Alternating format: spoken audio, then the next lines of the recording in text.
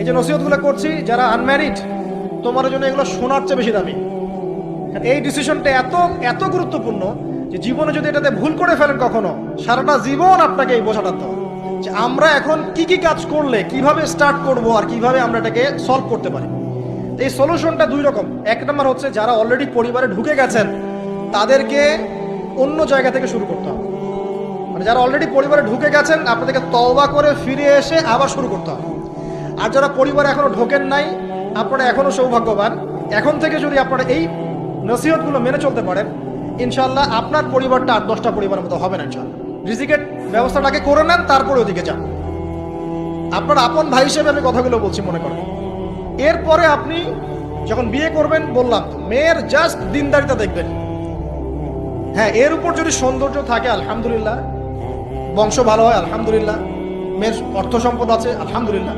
যদি এগুলোর কোনোটাও না থাকে, দিনদারিতা থাকে, জাস্ট ওটাকে দেখেন, আর কিছু দেখার দরকার নেই, কিছু দেখার দরকার নেই।